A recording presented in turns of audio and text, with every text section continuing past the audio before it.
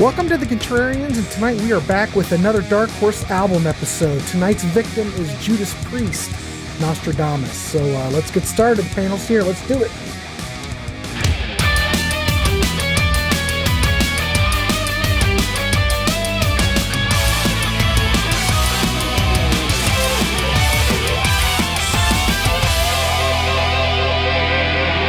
Welcome to the Contrarians, and yet it is time for yet another Dark Horse episode. And this episode stemmed out of a conversation that we had not very long ago. I thought maybe we'd do this episode down the road, but no, we are doing it tonight. We are looking at the 2008 album by Judas Priest, Nostradamus. Judas Priest doesn't need to give any kind of introduction here. Everybody should know who they are. I mean, they formed in 1969 in Birmingham, England, blah, blah, blah. But think about this. This is a record that's been very polarizing for fans. Some people love it. Some people hate it. But it came out in 2008. It's a monster of an album. It's overwhelming. A 2 CD set. I don't know. Did this ever get like a vinyl release? Does anybody know? Yeah. Yes. Like I think I've seen it. Albums. The guy offered me to, when I went to buy it, the seller at the store said, "You want to buy the vinyl copy also for $80?" I should have said yes at the time because now it's $600, but whatever. Oh, it is? Oh, yeah. All right. I hope they reissue it.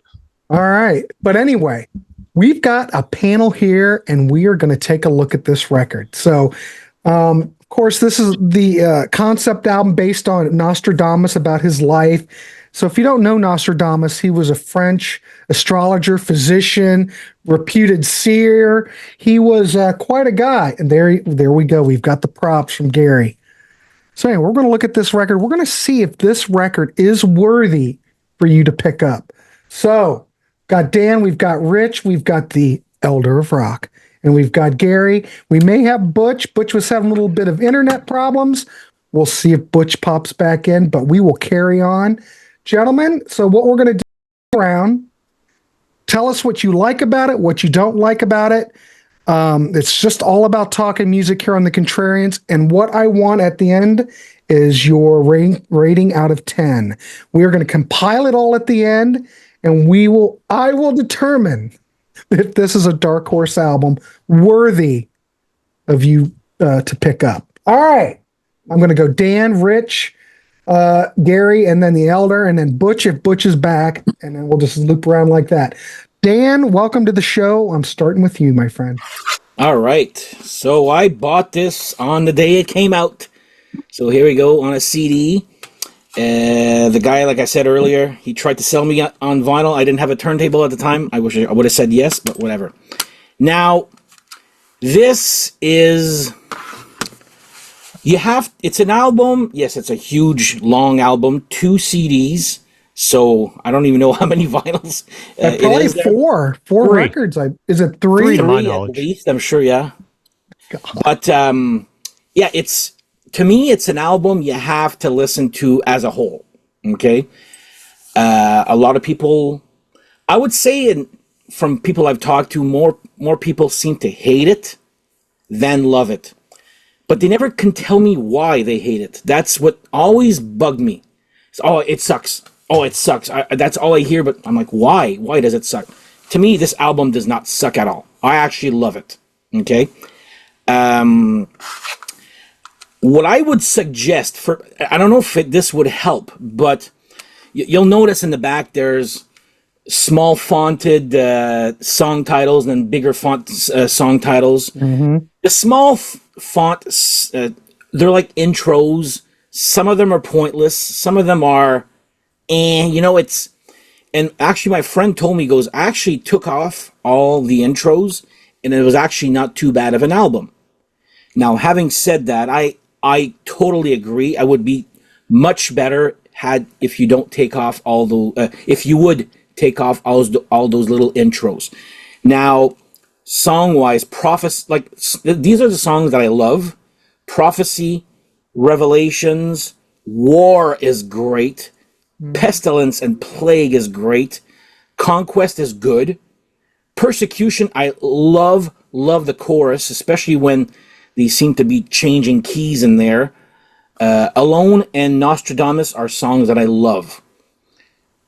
Songs that I really don't care for, I would say there's only three, which is Death, Lost Love, and Exiled.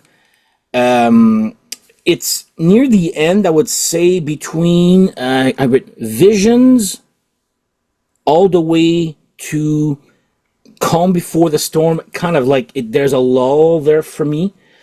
And I would say the end song, Future of Mankind, is not a great way to end an album. But like I said, the mood, I like it. As a whole, I like it. Like I said, today I was just being very picky. Jotting down songs that I like and all that. But overall, like I said, I do like this album, even though borderline love. You got to be in the mood for it. And it has to be listened to as a whole. You can't go, I want to hear Lost Love. Mind you, that's one of the songs I said that sucks there. But anyway, overall, I would give this a good 7 out of 10. All right. Again, I don't understand why people hate it, and I've never been given a reason why these people have hated it. It's always, it sucks, just no reason. So anyway, I'm giving this one a 7. I think it's great. There's a lot worse Priest out there than this one, big time. So there you go, 7. Excellent. All right, Dan, we have a 7. Let's throw over to Rich. Rich, what's your thoughts? Well, I bought this when it first came out, and I didn't really give it much of a chance. And I didn't really start listening to it until a few weeks ago when I decided I was going to do this show. And my reaction when listening to it was kind of like my reaction to Music from the Elder when I first heard that by Kiss. I was thinking, I remember hearing The Oath, and I thought, wow, I thought this album was supposed to suck. And I felt the same about Nostradamus. I was thinking, wait, this is actually really good. And I'm not the biggest fan of the reunion era, Rob Halford reunion era Judas Priest from Angel of Retribution on, but I found myself really, really liking this one. They're not doing pop metal. They're not trying to, talking down to their teen fans. It's not a pop record at all. They're not doing speed metal like they did on Painkiller. They're not doing blood metal like I think they did on Jugulator. It kind of reminds me a little bit of Sad Wings of Destiny and Sin After Sin, which are two of my favorite Judas Priest albums. It's kind of a return to progressive metal. I'm still getting into the album right now, and it is a bit long. I think the first disc runs almost an hour. And it does, it makes for a very, you do have to listen to it as a whole. And, but I like the instrumentation. I like the strings. I like the synthesizers. I like the acoustic guitars. I really like that they're just going out. They're just, they're not doing it half-assed. They're doing a full blown, full concept album. And yeah, I like what they're doing on this. And every time I listen to it, I find myself finding more that I like. And so I'd say my 3 favorite songs so far are Prophecy. I've had that refrain going through my head all day at work. I like Exiled, and I like Alone. I really love the refrain for Alone. I think it's really good.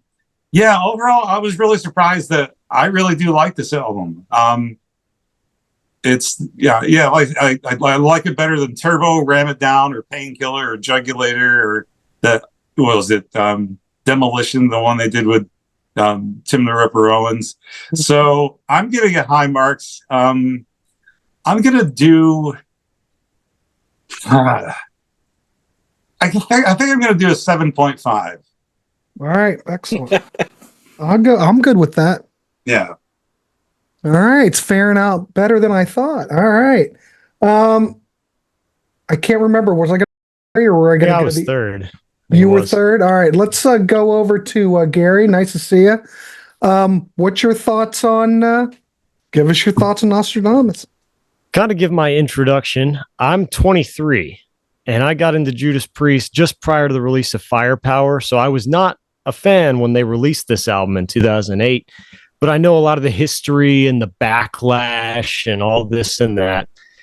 But I knew when I listened to this album, I'd heard mixed things and that it was best to listen to the whole thing at once, just because I knew my attention span. And I agree, it's best to listen to the whole album at once. Treat it like a movie. Just sit down and take the whole thing in. Mm-hmm. I think this album is absolutely brilliant. It is drenched in atmosphere. It's all the songs are great. And like Dan was saying, it's 23 tracks, but 14 actual songs, because there's a lot of these intros and acoustic guitars all over the place. I like that it sets the mood right from the very beginning. The first 5 seconds of the album, you get that weird flute sounding thing and then this whole symphonic keyboard thing. I think it was just a bold choice for them to do a concept album at this point in their career, 35, almost 40 years in. They just made the plunge and wrung every bit of brilliance out of it I think they could. There's really no songs I'd take that much issue with, which is why I've never understood the controversy behind it. If I had to pick a least favorite, I'd probably say, Lost Love. It's kind of just, it's at a weird spot in the album too, and I don't really understand the whole significance of it. It's like a love song just plucked in the middle of this whole celestial prophecy thing. It just feels out of place. I think Rob is really emotional on this, and he has a lot of softer performances. But then on the contrast to that, when he goes into the screams on this, it's unbelievable. On the title track and at the end of Alone and Persecution, like you were saying, that song just, it explodes once Scott comes in and the guitars really get going. Let me find my favorite songs here. Revelations is probably my absolute favorite. I struggle to think of a more complex and fast Judas Priest solo than that one. The sweeps that they do in there and the solos on this album, it's amazing. Pestilence and Plague is another favorite. Peace and Conquest, Persecution, Exiled, Shadows in the Flame, going into Visions, New Beginnings, the title track Nostradamus, and I think Future of Mankind is spectacular. If I had to give a modest rating, I would give this album a 10 out of 10. I'm here to skew the ratings. It's a 10. I love it. Okay. I think it's the best Priest album since Screaming for Vengeance.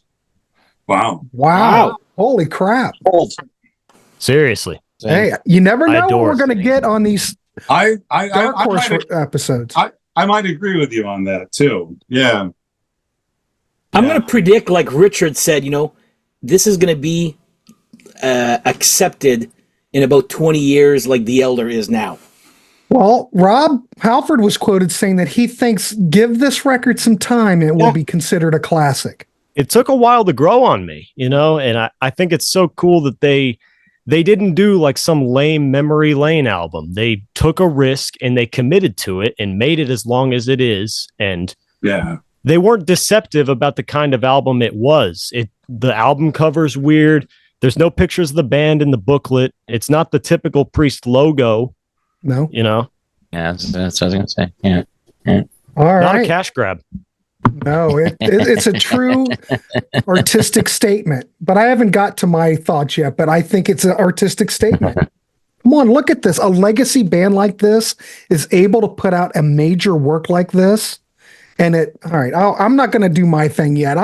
Let's go over to the Elder Rock and see what Elder has to say. All right. Let's do it. But so far, ladies and gentlemen, we've got a 7, a 7.5, and a 10. Things are looking up. Let's see what the Elder has to say. Oh, Oh no. Here we go. Here we go. No, it's not totally a bad album. I just thought, like, for once, again, like Gary was saying, like the album, you could tell is not going to be typical Priest album. It's got, it doesn't have their traditional logo on it, and so maybe this is a different Judas Priest album. I just think the subject Nostradamus has kind of been overdone in the metal community. He also, in time, as time has passed, has not been a particularly accurate foreteller of the future. This inspired me to watch this movie that I first heard of Nostradamus about, called The Man Who Saw Tomorrow from 1981. It was narrated and hosted by Orson Welles. It goes over a lot of Nostradamus's predictions of things that has happened. But the funny things that he predicted that were going to happen didn't even come close to happening. Ted Kennedy running for president in 1984, worldwide famine in 1994, World War III caused by the Antichrist in 1999. And according to some interpretations, anyway, these are also wildly open to interpretation. So I just think the subject of Nostradamus was pretty lame. Some of the guitar work on it is really good. Some of it, I think, seems like they just, during the solo, let's just shred, let's not put any feeling into it. Let's just shred. As far as like the songs themselves, I really, I listened to this twice, to get ready for this, and still none of the songs have really stuck with me. Maybe Revelations, the War, the Four Horsemen of the War, or whatever, and the End Nostradamus. But I just thought like the song Nostradamus, how many times can you say Nostradamus? We get it. You're singing about Nostradamus, So I would probably give this album a 6 out of 10. No. Oh no. All right. Uh-oh. Who else metal bands did something about Nostradamus? Yeah, who else? There's been a couple. I can't think of them right now, but I know there's been a couple. I think Heathen or somebody like that. I think there was a progressive rock band from the 70s called Kayak that did an album about Nostradamus. I haven't heard it, but I think they did it in the 80s. Mm. All right. But I think Ozzy was working on one and it got scrapped, but I don't. That's just. Well, I'm glad Priest did it because I think, well, I mean, they had big ambitions for this album. I think there was talks of it being a stage play. I just don't know if like the second album to have Rob Halford coming back into the band is the wisest choice to do an album like this. Angel of Retribution was okay, but I don't think it was the what everybody had hoped for when Rob Halford came back into the band. So I think when they did this as the second album, I think it kind of threw a lot of people. Well, but I can see them doing something like this. I mean, they've been trudging along since '69. Come on. yeah. This is great. It keeps, at least they have a lot of creativity and they're just going for it. You have to applaud them for that. Yeah. So, all right. So we got a 7, a 7.5, a 10, and a 6. Butch, All right. where are you on this? I have no idea. When this first came out, I'm a Priest fan, so I bought it right away. I think I listened to it once and shelved it. I thought it was boring and bloated. It was really hard to get through. I don't know what I expected. I think I was hoping it would be. I like the idea when talking about it, but I think every album they've put out since Rob got back, I for whatever reason I've kept hoping they were going to like reconnect with some of their 70s vibe, and they never quite do. But anyway, that's all beside the point. I didn't really care for it. I saw them live on this tour. They were touring with Heaven and Hell and Testament and Motorhead, I think, and they were pretty terrible on the tour. I thought Rob looked like he was in bad shape. He sounded awful. Their set list was garbage. Or I shouldn't say it was garbage, but they're pulling out songs that I don't know, maybe 5 people wanted to hear when they were digging deep. I don't know how many people want to hear Rock Hard Ride Free. I know I'm not one of them. They played a couple songs from this that I don't think went over particularly well. It was just weird. I'd seen them a few times before that, and they were great. I mean, I saw them twice on the Painkiller tour, and they were unbelievable. And I don't know I don't know if Rob was just having issues, but he looked like he was in pain, and he was like real slow, and just they didn't sound good. period. So that like cemented, like for me with this album, just stayed on the shelf for years and years and years until honestly, this is just like a year or so ago. I was going through the Priest catalog and really listening to it all from top to bottom and seeing what I thought of them. Some of them I hadn't listened to in a long time. Ram It Down, still crap, and Turbo, which I like more. But I got to this one, and I got to be honest with you, man. I'm like, I listened to it the first time I listened to it through. I was like, that's not near as bad as I remember it being. And I listened to it again, and I was like, it was just one of those things. I don't know if I needed space from it.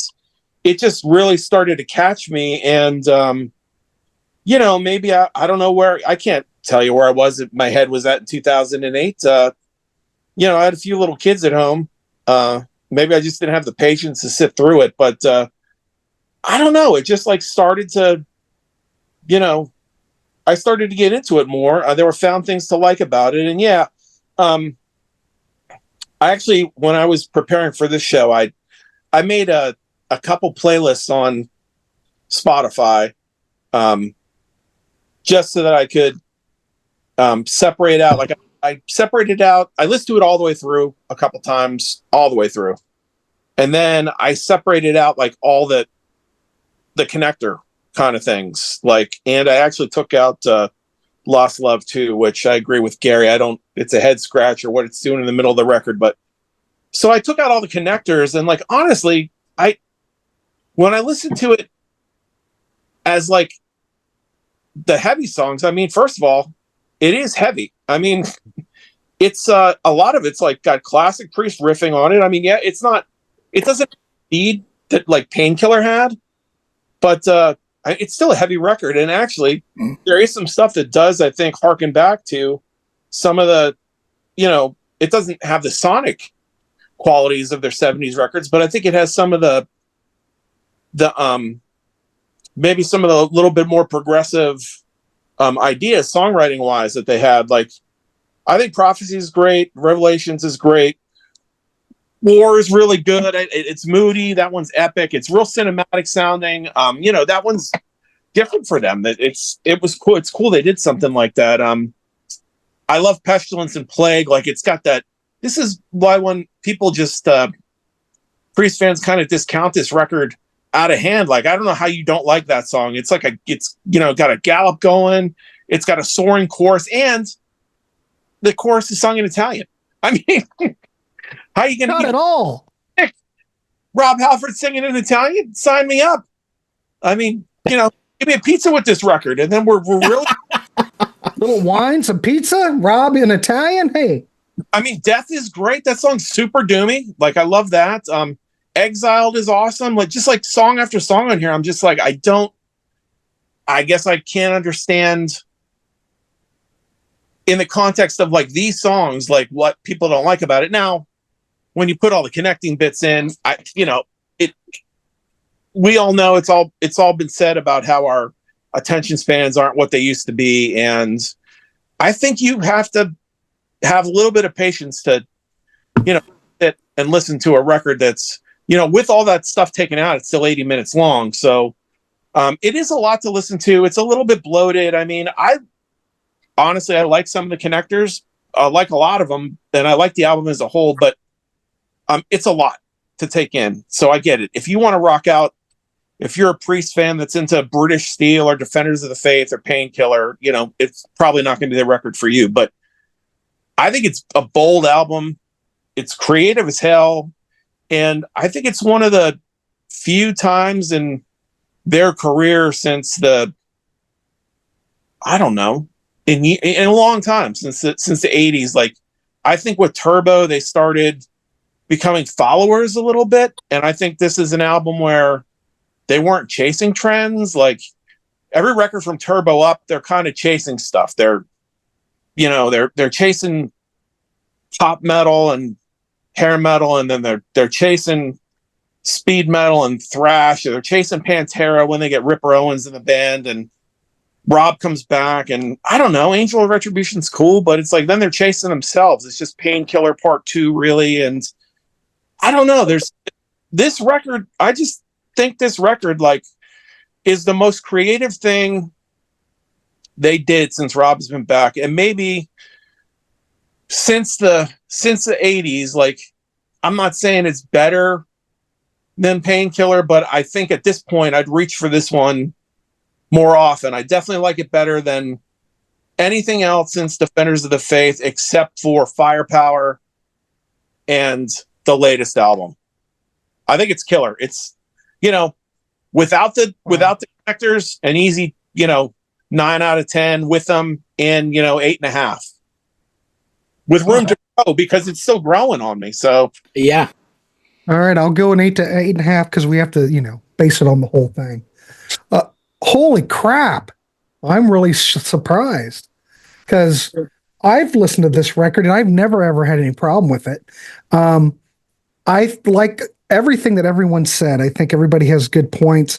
Which I want to say that point about the fact that it's the band not trying to sound like. This just sounds like themselves. They're not following a trend. They're doing what they want. It sounds like a very pure, artistic statement to me. The production on this album is absolutely killer. You've got strings on it. The guitars are heavy. I mean, the subject matter, just Nostradamus, seems heavy just there. If you're going to do a metal concept album, why not do Nostradamus? It doesn't bother me. Evidently, it just feels, it just seems like this record's very well thought out. Yes, it's a bit long, but I think it has a lot to offer. Now, in my old age, it's hard for me to sit through anything. Let's be honest. I can't sit through the wall, through the whole thing. I have to, I'll listen to part 2 tomorrow. So this is no different. And I do have to admit that this is quite a listening experience, and you need to be dialed into it.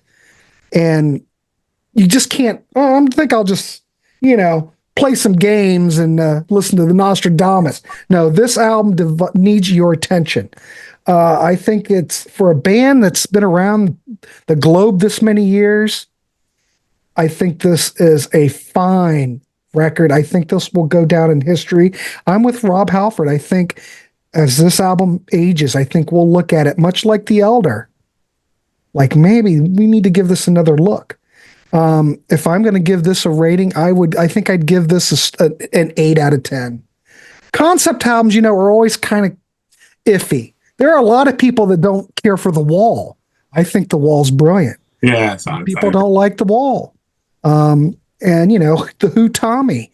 Think about that. When the Who Tommy came out, people were probably going, boy, this seems kind of pompous, and it sure goes along a long, long time. I don't even know what it's about. I can't even follow what they're talking about. Well, 2 out of 3 concept albums make it. Usually the rest takes a lot longer to digest, I think. Well, I think it takes time. This record, you have to give it time to sink in. And yes, it's a bit of a departure from what came before, but I do not hear that this is not an album where they're trying to go, okay, we have to make this album, we have to sound like Judas Priest. This is not Queen the Works, where they're struggling to make sure they sound like Queen again. This is a fine record. Give it another chance. Make sure your ears are open when you listen to it. I think it has a lot to offer. They put a lot of work into it, and I think it's a classic.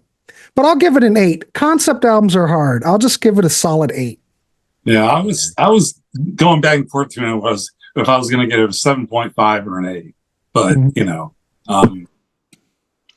I was really surprised. When I was going to do this show, I was thinking, okay, got to listen to this album, and I wasn't really completely looking forward to it. And then I found myself surprised, and I was thinking, hey, this is actually really good.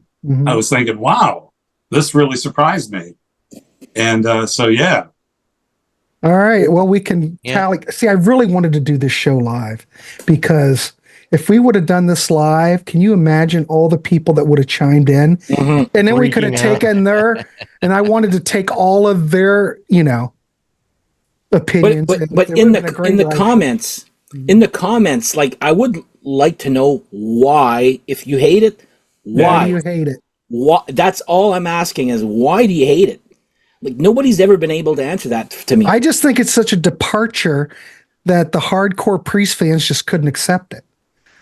Do they not want the band to be creative? You know, and It after took a this while album, for don't it forget to, they decided to retire.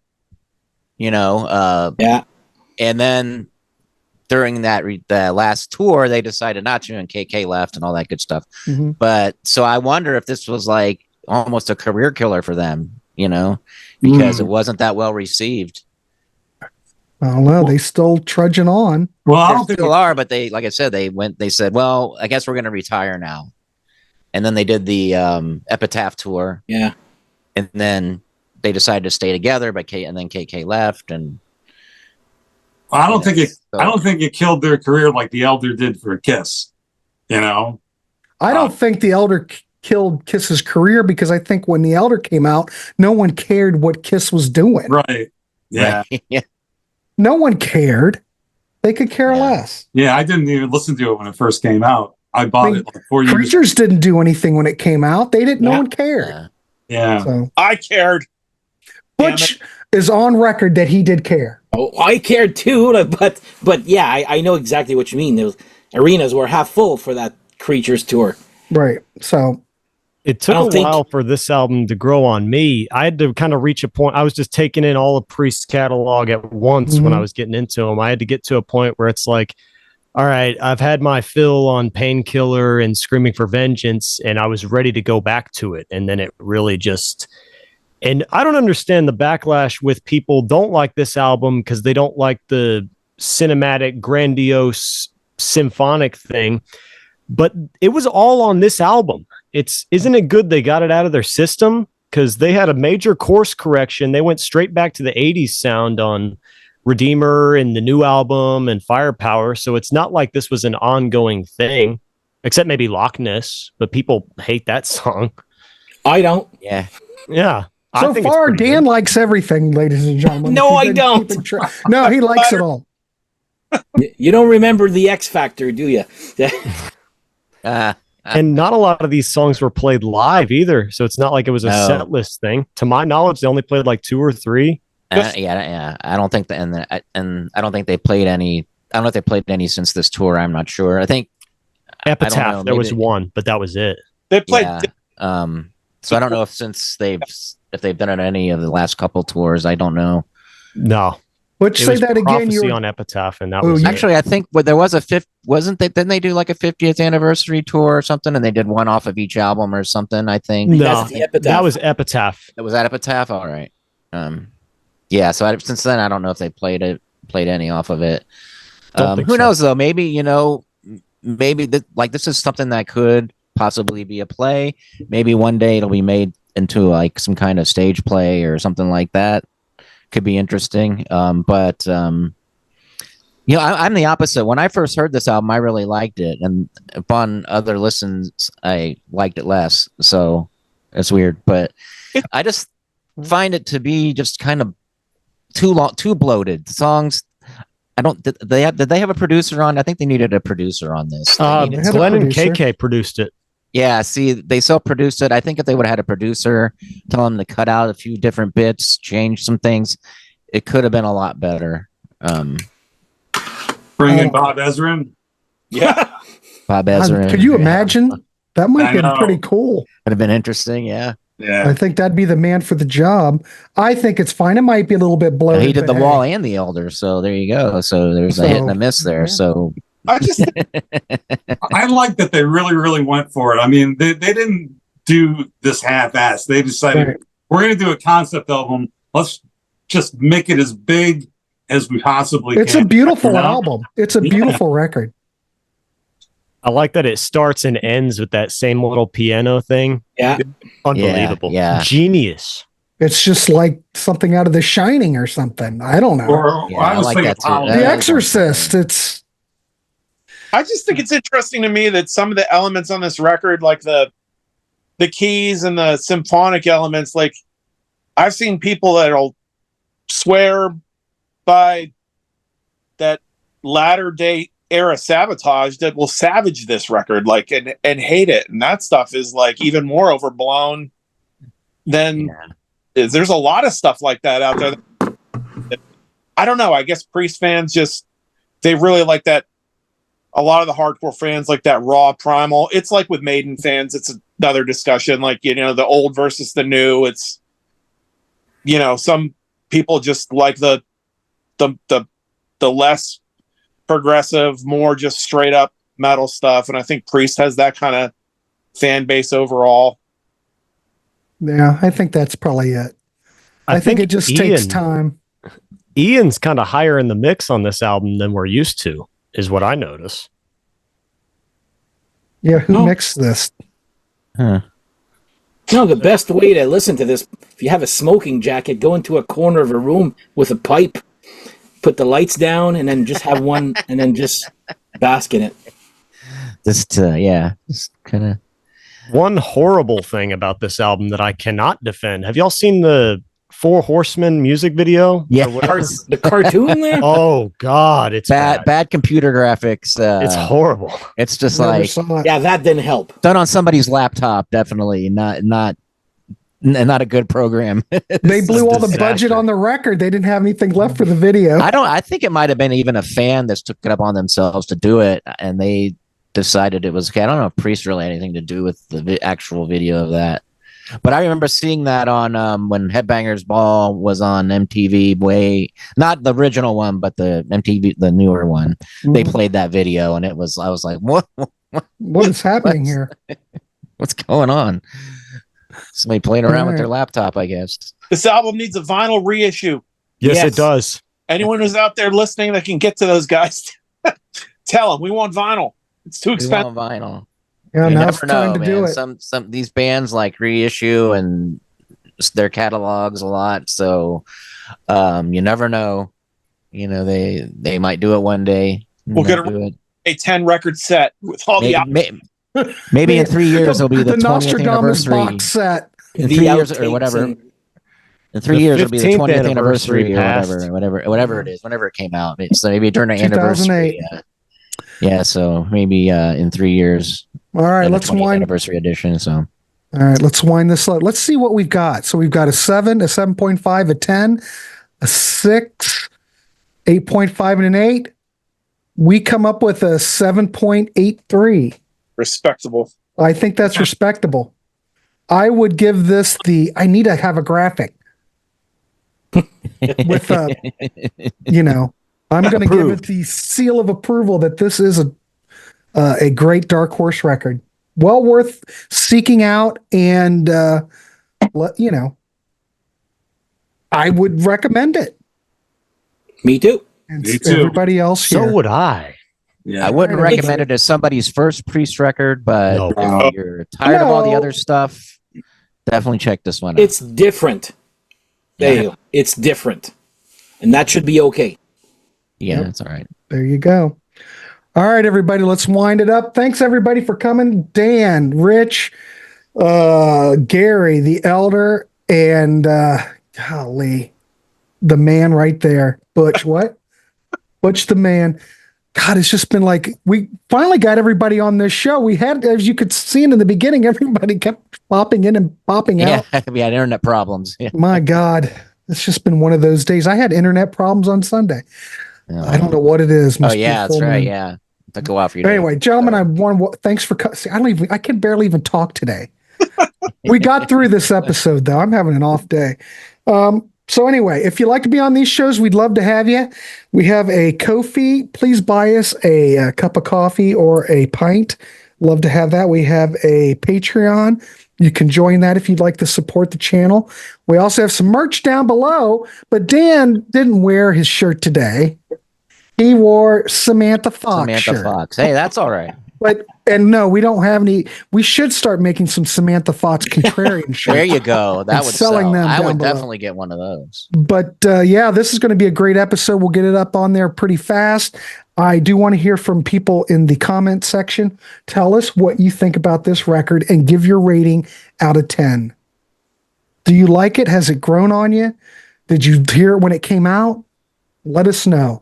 But anyway, yet another successful Dark Horse album episode, Nostradamus by Judas Priest. All right, everybody. We'll see you. Have a good one. We'll see you on the next show. Yep. Later, all. Thanks, gents. Cheers. Later. Take care. Aja.